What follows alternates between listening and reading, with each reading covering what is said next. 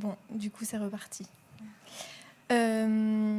Du coup, moi, je suis doctorante à la HEARC de Neuchâtel et à l'Université de Neuchâtel en Suisse, et en co-tutelle à Arc Antique. Et je travaille sur un projet qui s'appelle Helix et qui vise à développer des gels durables pour le nettoyage de métaux, donc fer, cuivre et argent plus particulièrement.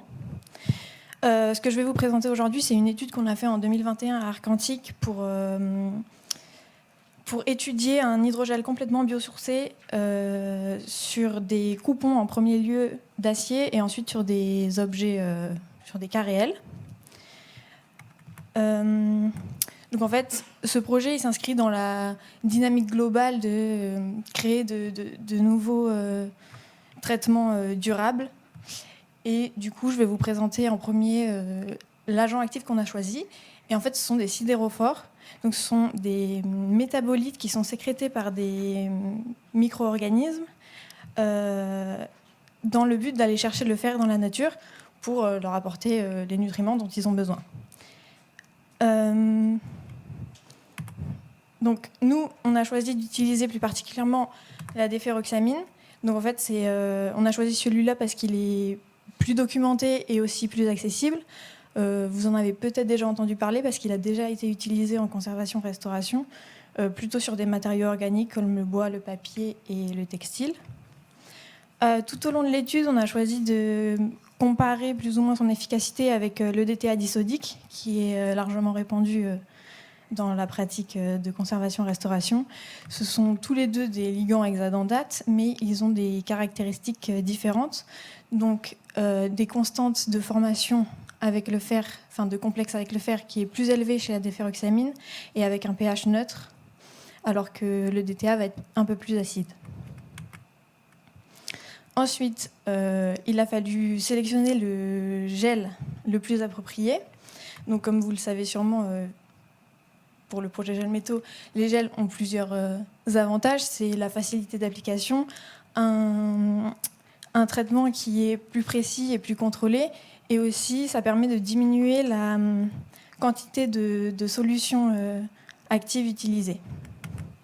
Donc nous, comme le prérequis principal, c'était d'avoir un polymère biosourcé, on a choisi d'étudier 3 polysaccharides déjà utilisés dans la pratique. Donc l'agar sous 2 modes d'application différents, soit coulé à chaud, soit préformé et immergé dans la solution complexante, puis ensuite appliqué. Ensuite, la gélane, donc soit préparée à température ambiante, donc par simple mélange du polymère et de la solution complexante, soit préparée à chaud et coulée à chaud, comme pour l'agar. Et enfin, la gomme xanthane, donc pareil, simple mélange du polymère et de la solution. En premier lieu, on a regardé l'efficacité en termes de nettoyage. Donc, il se trouve que les 2 premiers, donc l'agar à chaud et la gélane à température ambiante, étaient beaucoup plus efficaces en termes de différence colorimétrique avant et après traitement. Donc, ça nous a permis d'éliminer déjà 3 gels ou modes d'application. Et ensuite, on s'est rendu compte que pour la gélane à température ambiante, il y avait quand même assez de résidus. Du coup, on l'a écarté à profit de l'agar coulé à chaud, qu'on a gardé pour le reste de l'étude, et notamment pour déterminer les paramètres d'application, donc le temps et la concentration. Et dans un premier temps, on a fait ça sur une bande d'acier naturellement corrodée, et où on a testé différentes concentrations. Donc là, on se rend compte que ce soit par les données colorimétriques avant et après traitement ou la concentration d'ion fer dans le gel après traitement, c'est efficace seulement à partir de 3,10-2 mol par litre. Donc pour vous donner une idée, ça équivaut à l'EDTA 1%. Je pense que ça vous parle peut-être un petit peu mieux. Ce qui est aussi intéressant pour la déferoxamine, c'est que les complexes formés avec le fer sont d'un orange très vif. Donc ça permet de mieux suivre le traitement comme un indicateur en fait, du bon ou du mauvais déroulement du traitement. Donc c'est aussi une caractéristique qui est intéressante. Ensuite, on a voulu regarder la cinétique du traitement. On se rend vite compte que c'est beaucoup plus rapide au début d'application, ce qui fait que des applications courtes mais répétées sont plus efficaces qu'une longue application et permettent également un meilleur contrôle. Donc voilà, les deux premières images, c'est exactement le même traitement, mais donc soit des applications répétées en premier, soit une longue application à gauche. Et ensuite, c'est le DTA, pareil, au même paramètre d'application. Donc on a une efficacité qui est équivalente. Et ensuite, une fois qu'on a mieux compris les paramètres d'application, on a voulu se lancer sur des cas réels d'études. Donc on avait 4 objets à disposition. Donc 2 objets mis à disposition par le musée d'Aubray de Nantes. Il s'agit d'un casque et d'un gorgerin qui présentent des sédiments et une corrosion assez légère d'oxyde de fer. Et ensuite, un bougeoir et un calice du diocèse de Nantes qui présentaient une corrosion, une stratigraphie encore plus simple puisqu'il ne s'agissait que d'oxyhydroxyde de fer. Donc, on a voulu, sur chaque objet, essayer de faire les 3 gels, donc EDTA, sidérophore et eau pour contrôle. Voilà, donc entouré en vert, c'est là où on a apposé les sidérophores. Sur les objets qui présentaient des sédiments, on a eu une action plutôt limitée des sidérophores comparée à l'EDTA. Alors que sur les objets du diocèse de Nantes, on a eu un résultat qui était équivalent, voire mieux que l'EDTA. Donc, on a voulu un peu comprendre. Donc, on est allé passer les objets sous un rament très très vieux, mais qui permettait de faire passer les gros objets dessous. Et on a analysé les zones traitées et non traitées. Donc, on s'est rendu compte qu'il y avait la présence de composés à base de calcium sur le casque et le gorgerin. Bon, c'est normal vu qu'il y avait des sédiments. Et en fait, quand on regarde la constante de formation des complexes EDTA calcium ou déferoxamine calcium, on se rend compte que l'EDTA complexe beaucoup plus facilement le calcium. Et c'est pour ça que c'est dans les zones traitées par l'EDTA qu'il y avait moins en proportion, on trouvait moins de composés à base de calcium. Du coup, ce qu'on peut résumer de notre étude, c'est que l'application à Garachour a été plus efficace et avec une concentration minimale de 3,10-2 mol par litre. De fréquentes applications plus courtes valent mieux qu'une longue application. Après, s'il faut comparer la déferoxamine et les DTA, tout d'abord, il y a leur origine et leur fin de vie. Donc, les sidérophores paraissent plus durables. Ensuite, on a un pH qui est presque neutre, donc qui peut s'avérer plus doux et qui permet d'être un peu moins regardant peut-être sur l'étape de rinçage après traitement. Ensuite, on a des métabolites qui ne sont pas efficaces, on va dire, sur le retrait de sédiments. Et en fait, ça peut être un avantage et un inconvénient. Ça dépend ce que vous voulez faire. Si vous voulez nettoyer de manière assez intrusive et tout retirer, alors oui, le DTA, ce sera mieux. Mais si vous voulez avoir une action plus sélective, alors dans ce cas, les sidérophores sont mieux.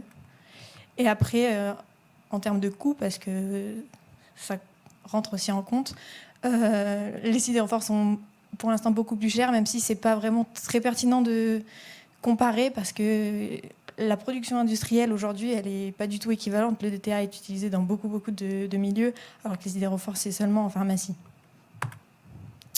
Et du coup, voilà, c'est des traitements qui sont comparables et qu'on peut utiliser pour les mêmes utilisations, même si donc les sidérophores sont plus durables. Et on peut aussi se dire que c'est un traitement qui vient un peu en complément, qui ne peut pas forcément être utilisé pour exactement les mêmes choses. Voilà. Merci pour votre attention.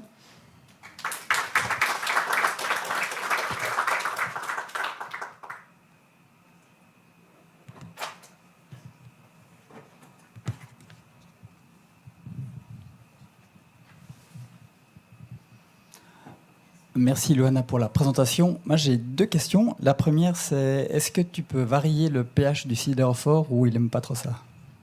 Oui, on peut. Nous, on a choisi de ne pas ajuster et pas tamponner parce que sur la plupart des retours qu'on avait de restaurateurs, ils l'utilisaient comme ça. Mais tu peux. Je sais qu'il y a des études qui ont été faites et ils ont tamponné, enfin, ils ont ajusté à un pH plutôt basique.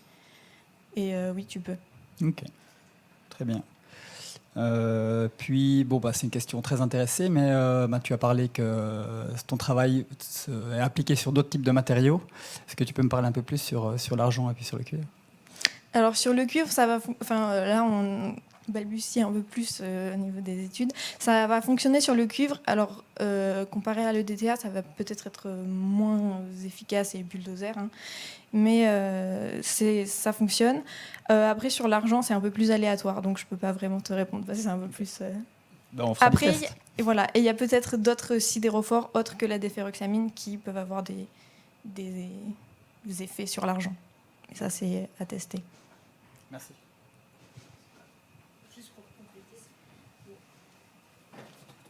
Aymeric n'est pas là, mais il aurait pu compléter. Parce que, Loana ne le dit pas, mais Aymeric trouvait que l'intérêt des sidérophores, ça permettait de faire un nettoyage plus contrôlé. Avec le DTA, on va être très agressif et peut-être quand on veut une surface, surtout en historique, on ne veut pas tout nettoyer.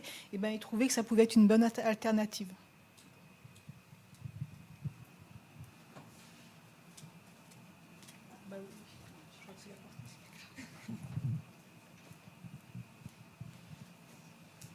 Moi, j'avais une question par rapport à l'application. C'est vous qui avez fait le nettoyage des objets avec. Vous avez fait des tests, mais est-ce que vous avez fait le nettoyage après des objets avec cette méthode? Le nettoyage complet? Oui. Non.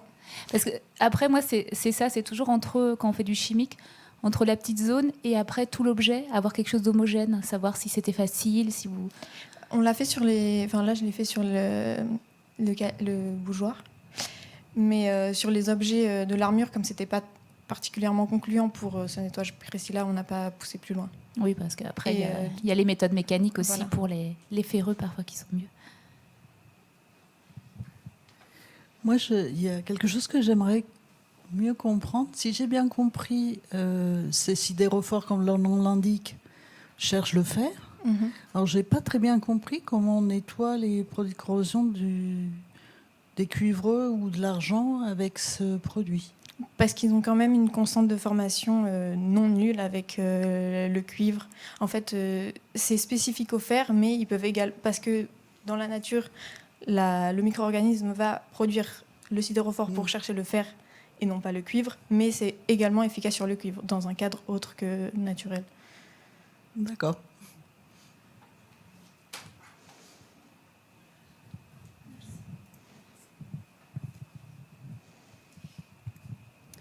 Oui, moi je me posais la question, est-ce que vous avez regardé en coupe transversale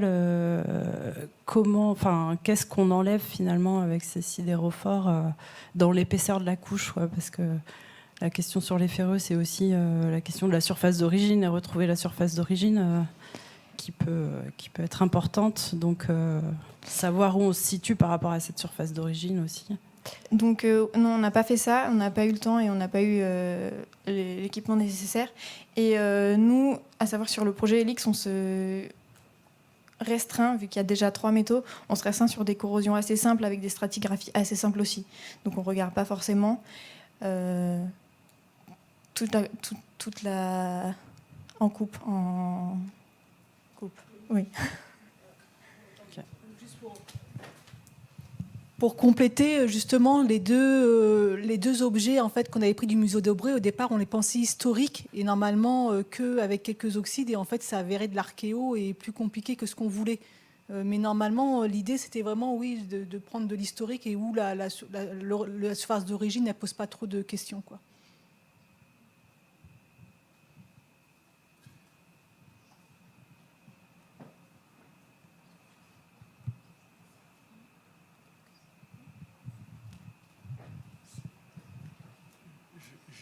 J'ai plusieurs questions, merci.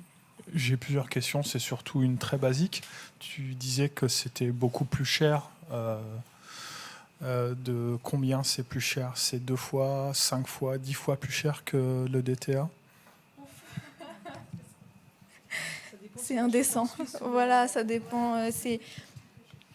Comme c'est pas facilement commercialisé, vu que c'est pour un usage pharmaceutique, nous, on se le procure en pharmacie en Suisse. À savoir que le gramme, 5 grammes, ça coûte 80 francs. Donc voilà, par rapport à l'EDTA, vous imaginez que c'est beaucoup, beaucoup plus cher. Je ne connais pas le cours du franc suisse, mais c'est à peu près 1 euro, 1 franc. D'accord. Ok, merci.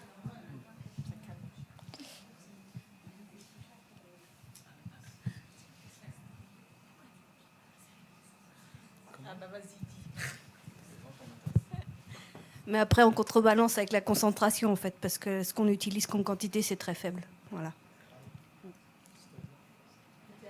T'es à 3, 10 moins 3, c'est 1%.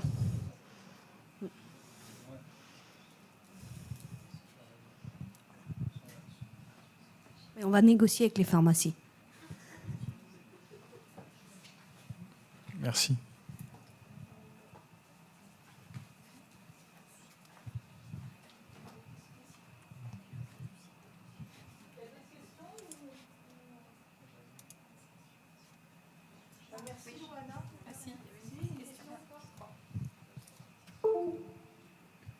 C'est une demi-question, mais parce qu'en fait, on parle des sidérophores. Est-ce qu'on ne peut pas trouver des cuprophores, des mangeurs d'autres choses, quoi? Alors, à savoir que le cuivre, c'est plutôt toxique pour les micro-organismes.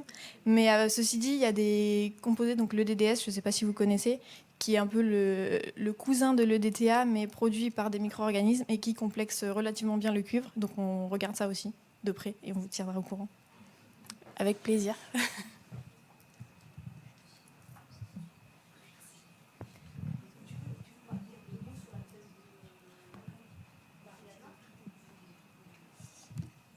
Du coup, là, j'ai présenté plutôt ma partie du projet ELIX, mais il y a une autre doctorante qui travaille plutôt sur des organogels, donc des gels de solvant, plutôt pour retirer sur les métaux les revêtements, paralloïdes, cire microcristalline, etc.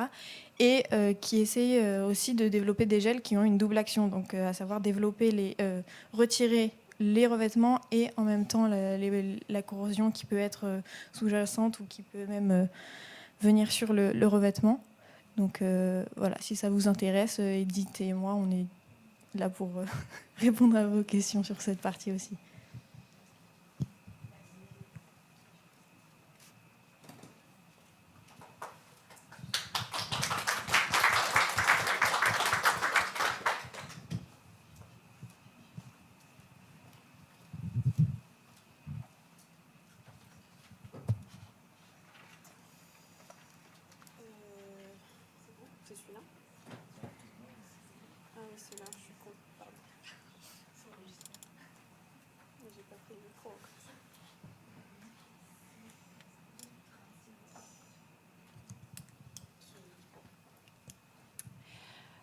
Bonjour à tous. Donc, je vais vous présenter mes résultats de thèse en fait, qui ont porté sur le développement de traitements à base de composés sol-gel dopés en acide carboxylique pour la protection du patrimoine cuivreux.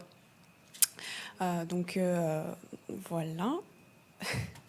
Le contexte général, c'est évidemment le patrimoine culturel et plus particulièrement les objets en cuivre sur lesquels nous allons travailler. Donc, ces métaux qui sont exposés en extérieur vont être soumis aux conditions de corrosion atmosphérique et former donc une couche de produits de corrosion à la surface de l'œuvre. Cette corrosion va se faire suivant une première réaction d'oxydation du métal qui va former une couche de cuprite et d'une seconde réaction qui consiste à la dissolution des ions cuivre et leur réaction avec les sulfates atmosphériques pour former une seconde couche de brochantite. Ce qui, donc schématiquement ici, est représenté avec une couche de cuprite de l'ordre de quelques microns à l'interface avec le cuivre et puis une couche en surface de brochantite bien plus épaisse de 20 à 60 microns qui, elle, est en contact avec l'extérieur. Et c'est cette couche de produits de corrosion donc, que l'on va étudier ici. Donc ces métaux corrodés, exposés en extérieur, vont subir une altération, notamment la couche de produits de corrosion va s'altérer dans le temps, avec différents types d'altérations, comme on peut le voir ici sur le Rodin, avec ces encadrés en rouge, on voit des taches noires qui se forment à la surface de la couche de produits de corrosion, ou encore dans cette image à droite du lion en bronze des portes des lions du Louvre, avec le cas de la lixiviation, avec une grande coulée noire à la surface de l'œuvre. On a donc d'une part une dégradation esthétique de l'œuvre, mais aussi une altération du métal avec la consommation du métal et une perte d'information de la surface d'origine. D'où la nécessité de préserver ces œuvres d'art. Il existe différents traitements, donc des traitements plus traditionnellement utilisés par les conservateurs-restaurateurs, ça vous connaissez probablement bien mieux que moi, mais des traitements basés sur les protections hydrophobes, donc ce sont des cires synthétiques microcristallines, ou alors des protections basées sur l'inhibition de corrosion, et dans ce cas-là, ce sont plutôt des vernis acryliques, dont l'incralac. Mais il existe également des traitements à l'état de recherche encore, donc les carboxylates de cuivre et également les revêtements sol-gel. Donc je vais juste un peu détailler les revêtements sol-gel qui nous intéressent ici puisque c'est un peu le composé principal de cette étude. Donc ce sont en fait des revêtements qui sont initialement utilisés pour la protection des métaux de l'industrie et qui vont être fonctionnalisés ou dopés pour augmenter leurs propriétés anti-corrosion. Et ces revêtements sol-gel ont été adaptés, utilisés pour la protection des métaux du patrimoine, notamment dans le projet EARTEC.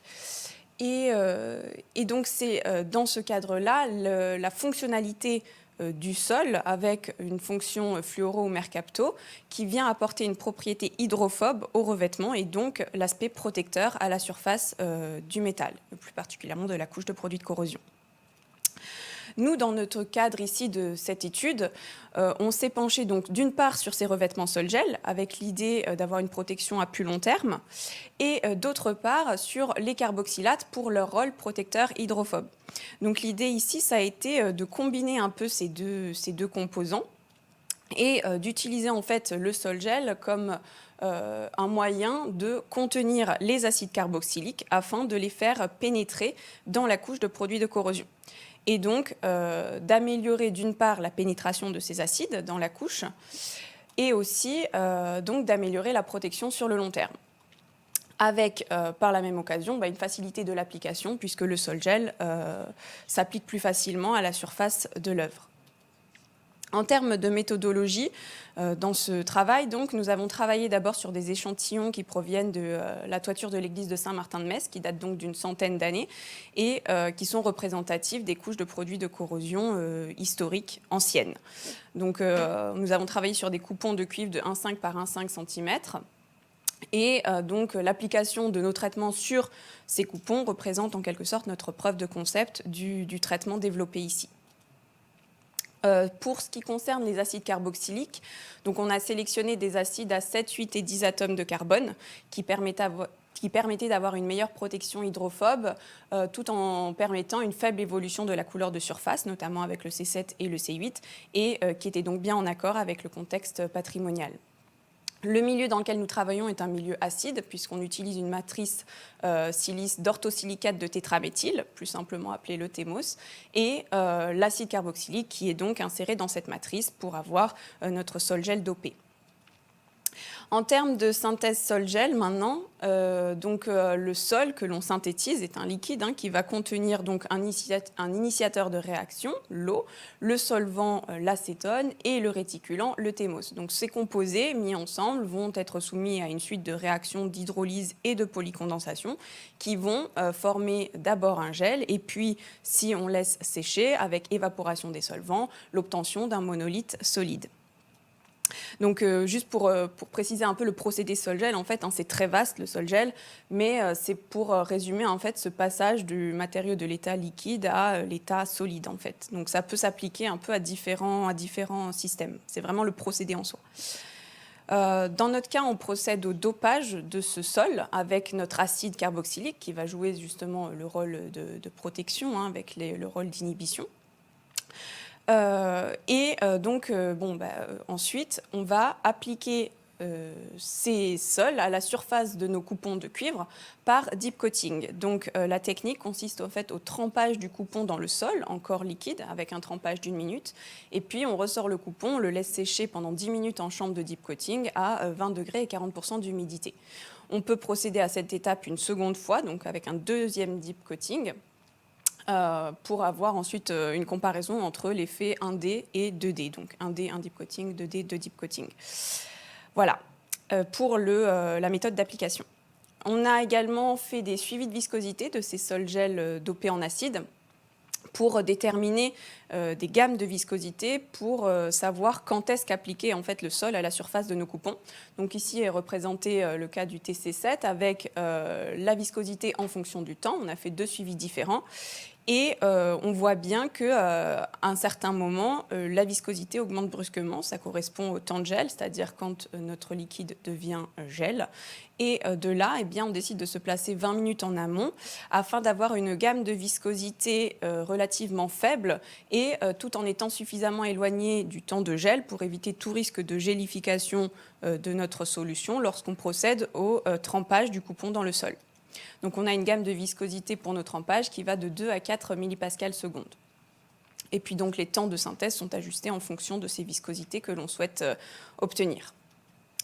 En termes de caractérisation de nos traitements en fait, sur coupons, donc on travaille à l'échelle principalement macrométrique et micrométrique avec donc des caractérisations de morphologie, de structure et de composition, avec d'une part donc des techniques qui vont nous permettre d'avoir des informations relatives aux propriétés d'hydrophobicité, avec l'angle de contact notamment, d'aspect de surface avec des mesures de colorimétrie, et puis de compréhension de la chimie du matériau aussi, avec des techniques analytiques, notamment au MEB et en spectroscopie Raman.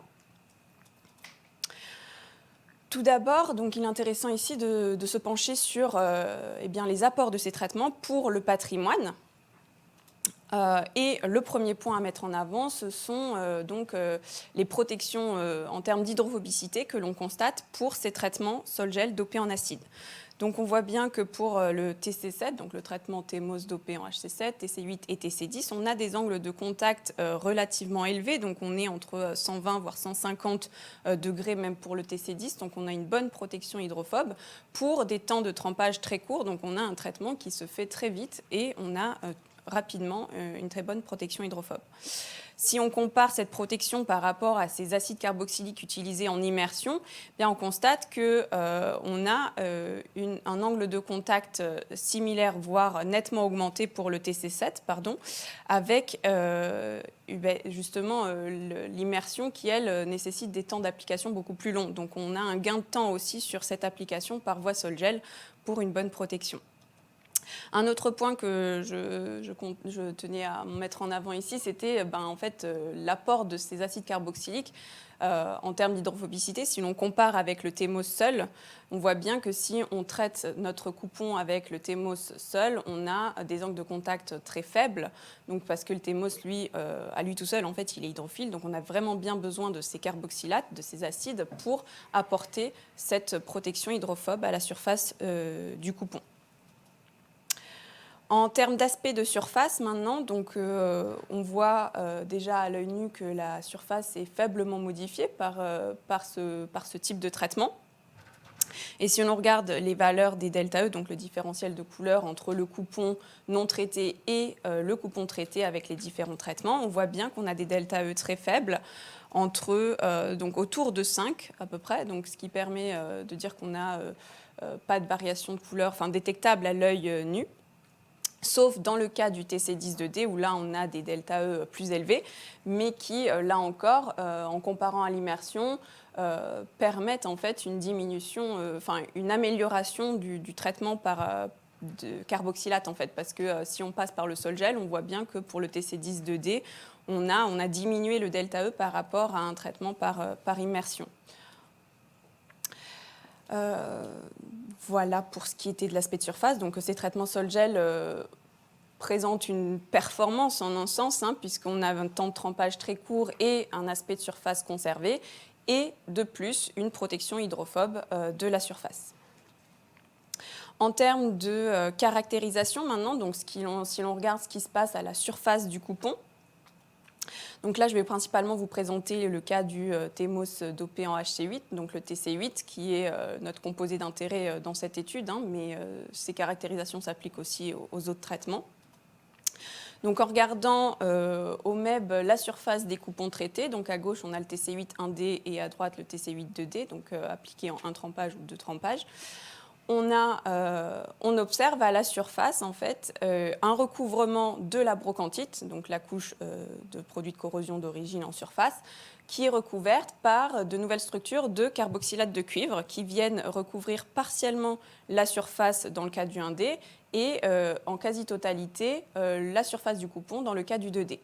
Dans le cas du 2D, on constate également l'apparition de la formation de plaquettes de gel à la surface, donc représentative du coating sol-gel que l'on a déposé à la surface du coupon. On s'est ensuite penché sur la composition globale de ces couches, donc de ces couches de produits de corrosion qui contiennent le traitement sol-gel dopé en acide, et on a procédé à des analyses de thermogravimétrie donc sur les poudres grattées en surface qui contiennent donc à la fois la couche de produits de corrosion et le traitement appliqué. Et on s'est rendu compte qu'on avait bien une certaine quantité d'acide qui avait pénétré dans la couche. Dans le cas du HC7 et HC8, on a entre 9 à 10% massique d'acide dans la couche. Et dans le cas du HC10, on est légèrement supérieur avec 13% massique dans la couche. Donc on a bien réussi à faire pénétrer notre acide par voie sol-gel dans la couche de produits de corrosion. On s'est ensuite penché sur l'étude des coupes transversales pour justement voir cette pénétration du traitement plus en profondeur et pas juste en surface. Donc là est présentée la coupe transversale du TC8 1D, à gauche l'image électronique au MEB, au centre l'élément cuivre, la cartographie du cuivre, et à droite celle du silicium. Donc on a déjà relevé la couche de produits de corrosion. Et on constate qu'il y a bien présence de silicium étant le composé majoritaire du sol-gel, dans la couche de produits de corrosion. Dans le cas du 2D, même constat, on a délimité notre couche de produits de corrosion avec présence de silicium, et en plus, on constate la formation d'un dépôt du revêtement de silicium au-dessus de la couche de produits de corrosion. Donc on s'est ensuite penché sur des analyses en spectroscopie Raman qui nous ont permis d'avoir une information sur la composition chimique des différentes phases présentes dans les couches. Et là, on a mis en évidence deux types de spectres principaux. Donc en fait, on a mis en évidence des zones caractéristiques des mélanges d'acide et de carboxylate de cuivre, donc c'est-à-dire l'acide qui a complexé avec le cuivre de la couche de produits de corrosion, et des zones caractéristiques de la présence d'acide et de la matrice sol-gel TEMOS. Donc on a une répartition hétérogène au sein de la couche de brochantite de ces différents composés, donc acide complexé et TEMOS.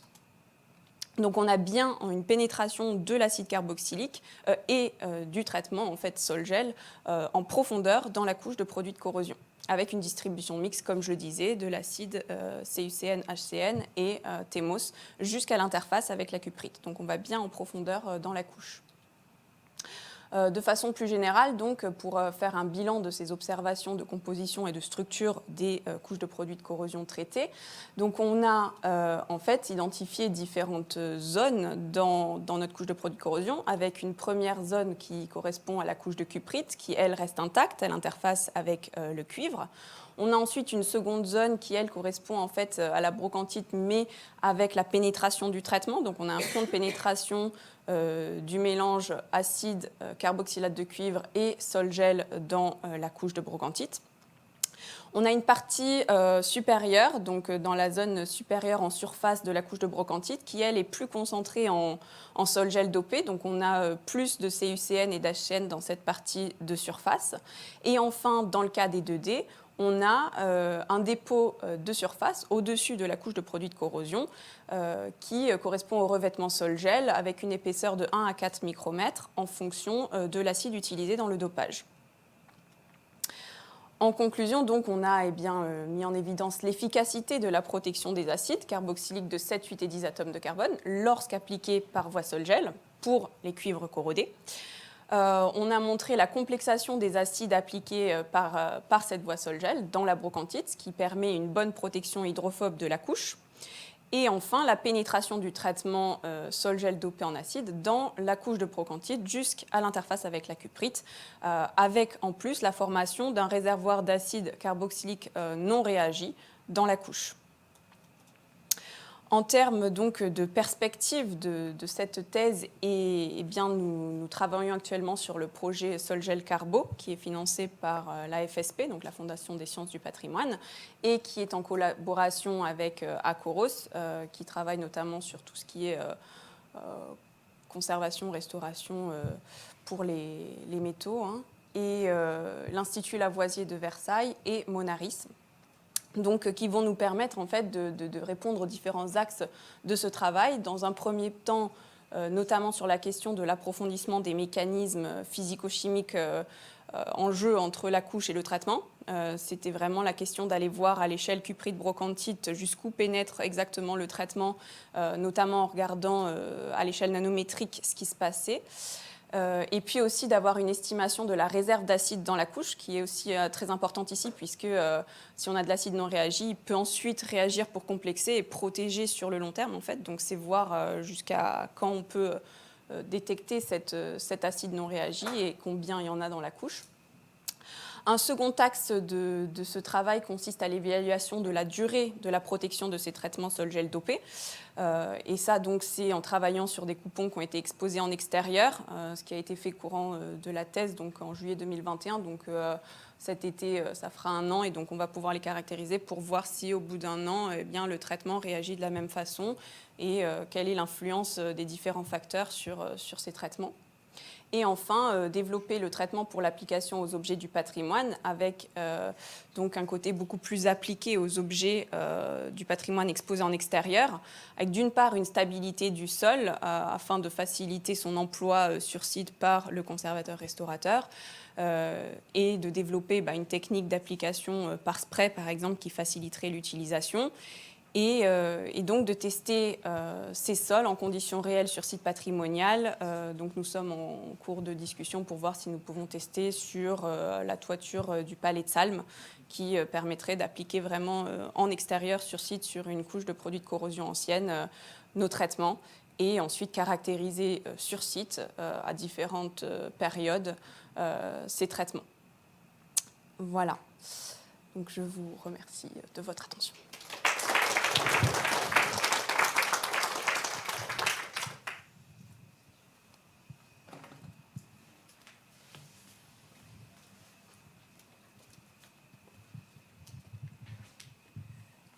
Moi, j'avais une question parce que c'est de plus en plus demandé dans les marchés de restauration, c'est l'impact écologique. Est-ce que c'est un produit... En fait, on s'est justement aussi penché sur ces carboxylates de cuivre, les acides carboxyliques, parce qu'on voulait limiter tout ce qui était problématique lié à la toxicité. Donc c'est pour ça aussi qu'il y a eu des... Et le thémos en soi, la matrice sol-gel en soi n'est pas néfaste ni toxique pour l'environnement. Donc c'était principalement d'utiliser un inhibiteur de corrosion qui soit en adéquation en fait avec ces problématiques de toxicité, etc. Donc l'acide carboxylique répond bien à ces attentes. Donc oui, je dirais que c'est plutôt pour ça qu'on s'est penché sur ces nouvelles voies en fait. Et même pour l'application, pour la personne qui applique, le fait de vouloir faire en spray. Là, on est passé justement pour tout ce qui est partie application, on a un peu discuté l'aspect thémos, théos et le solvant aussi, donc acétone, éthanol. Donc on va plutôt pencher vers de l'éthanol dans les nouvelles formulations. Et après, donc pour la personne qui applique, c'est le seul...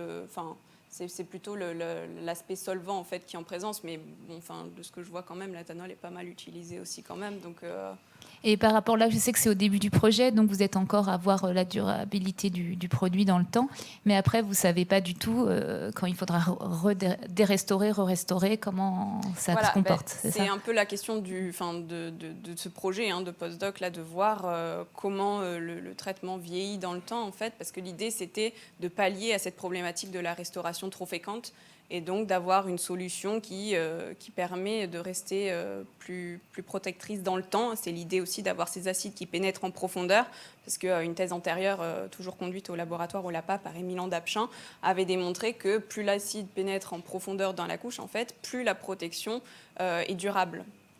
Donc l'idée, c'était de dire, si on les fait rentrer plus en profondeur, on va réussir à protéger plus longtemps. Et puis en plus, le fait qu'on constate que les acides n'ont pas tous réagi, ça veut dire qu'ils peuvent réagir dans le temps. S'il y a des fissures, des craquelages, des pénétrations d'eau, ils peuvent ensuite se complexer au fur et à mesure des besoins en fait, de protection.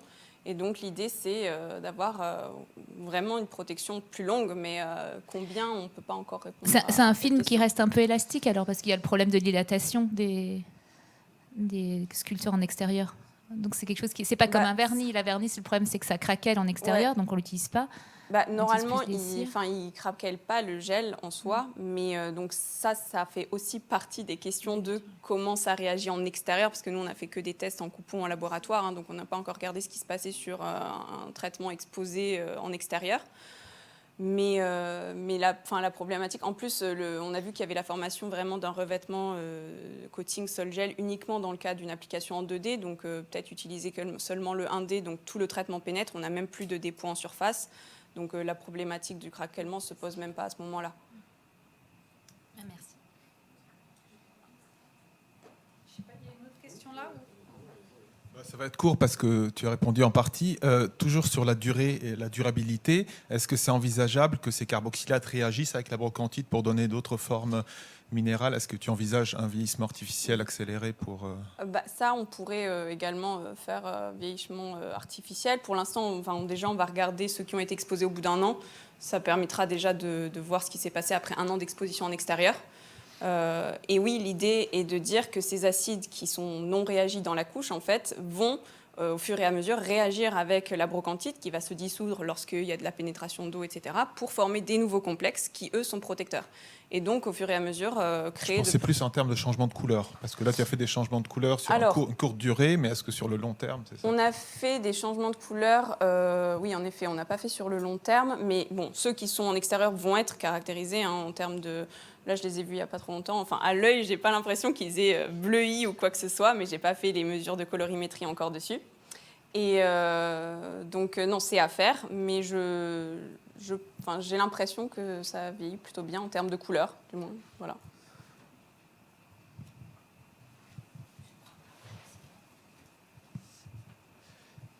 Est-ce que la réversibilité du traitement a été étudiée?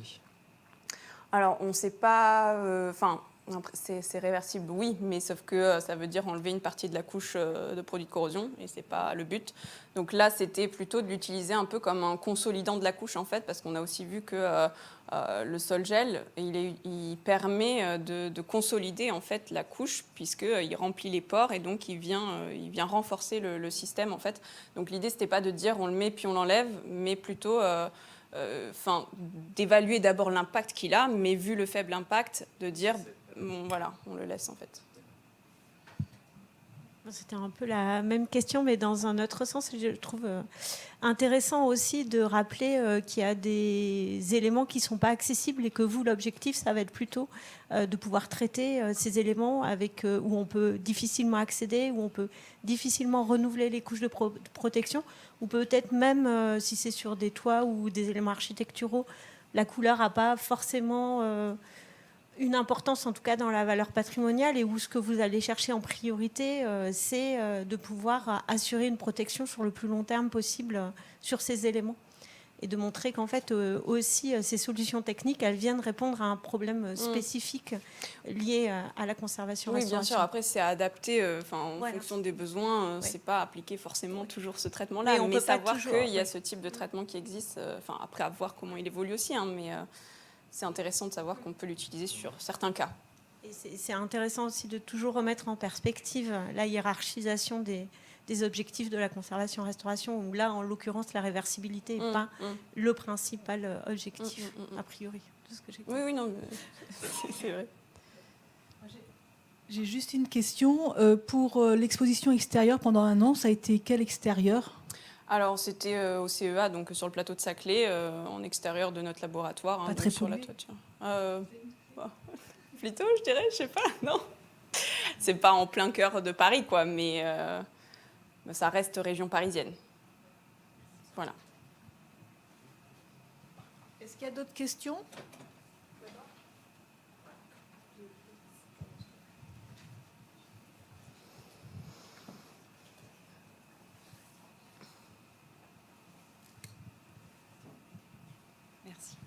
J'avais une petite question par rapport à la complémentarité d'un nettoyage.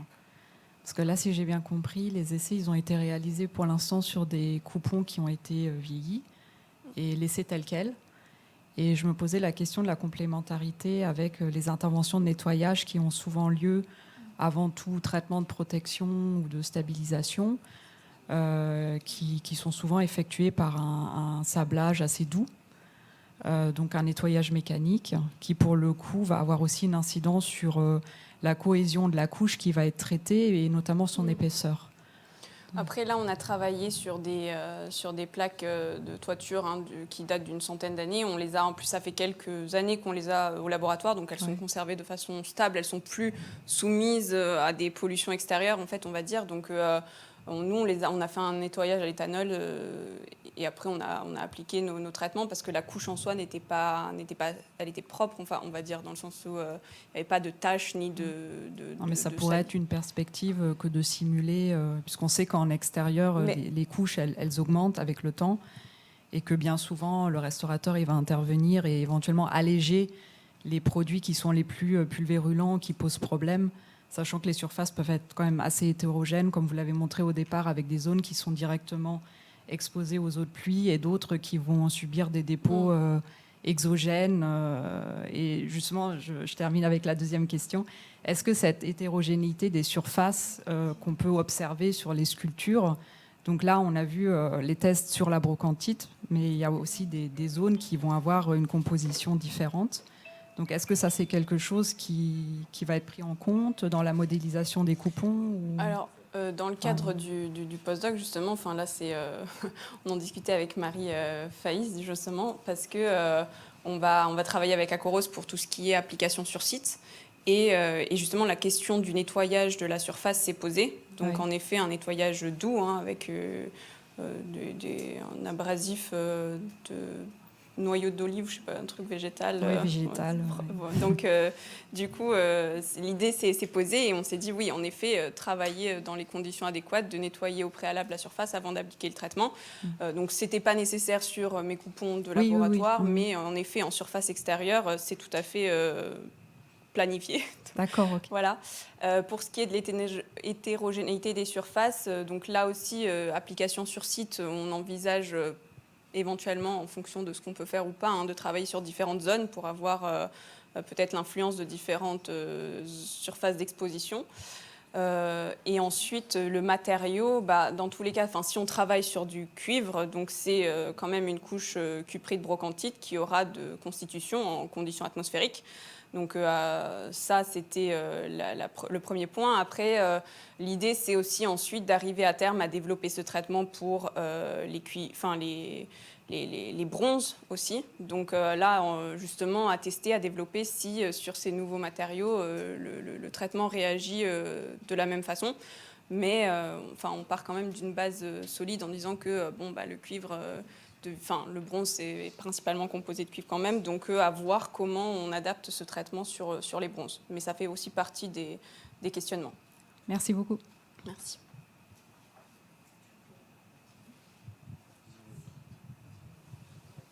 Bon. Est-ce qu'il y a d'autres questions ?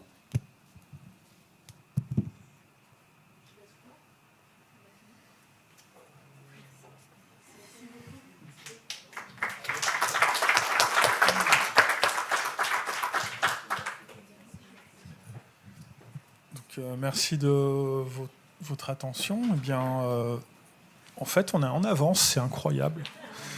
On a 10 minutes d'avance sur le programme, donc si vous voulez faire des commentaires encore sur le déroulement de la journée, sur ce qu'on a pu présenter ce matin, n'hésitez pas. Moi, je vois, par rapport aux 2 dernières présentations, je vois peut-être pour faire un pont avec le projet Gel Métaux, puisqu'en fait, on a un réservoir de praticiens aussi dans ce projet-là.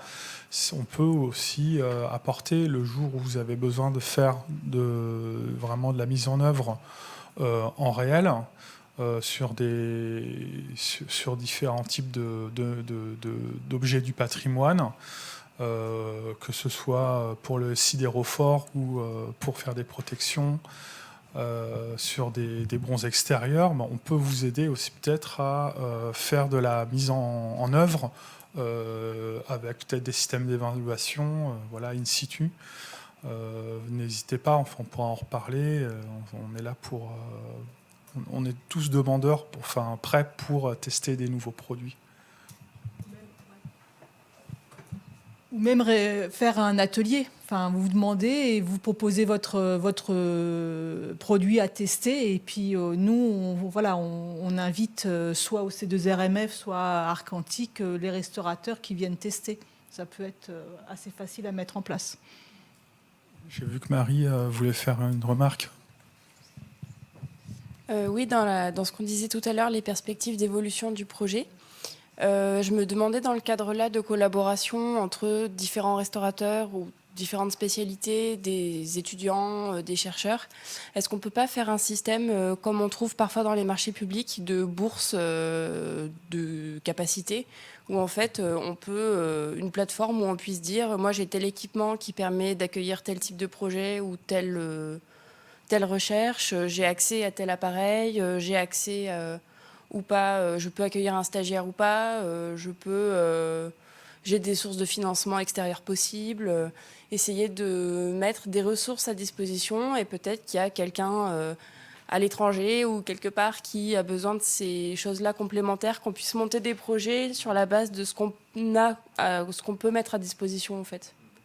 Pourquoi pas imaginer quelque chose comme ça Enfin voilà, réflexion en cours. Je vois que Marie, tu foisonnes d'idées assez originales et intéressantes. Donc ça me prend tu me prends un petit peu de cours parce qu'après il y a les conditions de ce forum, par exemple, les moyens qu'on peut mobiliser pour ça. Ça demande réflexion effectivement. Parce qu'une bourse, oui, ça peut être en plus dans les 2 sens. C'est-à-dire qu'on peut proposer un certain nombre de moyens, on peut mettre à disposition. Et s'il y a des personnes qui cherchent également, des restaurateurs, des structures, dans le sens inverse aussi, pourraient bénéficier de ça. Mais après, il faut voir justement comment ça peut se mettre en place. J'imagine que c'est sur Internet, mais sur quelle forme, c'est à réfléchir.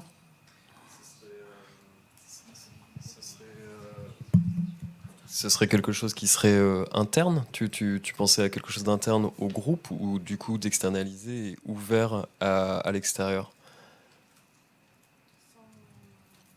Sans idée derrière la tête. De dire quelquefois on a des étudiants qui cherchent des endroits pour faire un stage ou développer un projet. Ils cherchent une structure ou voilà. Et il y a aussi, moi de ce que je vois côté entreprise aussi, quelquefois on a des outils qui ne sont pas utilisés H24, qu'on peut aussi mettre à disposition, ou des espaces de travail, ou des problématiques de recherche qu'il faudrait développer et qu'on n'a pas les moyens de développer dans la pratique professionnelle toujours.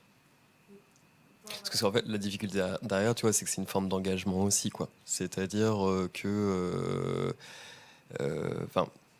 quelle est la conditionnalité derrière, en fait, d'accès à ça? C'est-à-dire que si sur le papier on dit, nous on a un MEB qui est accessible, comment concrètement on peut y accéder? Qui paye pour quoi? Parce que il faut quand même payer derrière tout ça. Enfin, tu vois, c'est une bonne idée, je pense, mais ça soulève les petites questions de conditionnalité derrière et d'engagement aussi dans le temps. Mais oui, c'est une bonne idée, ouais. Merci.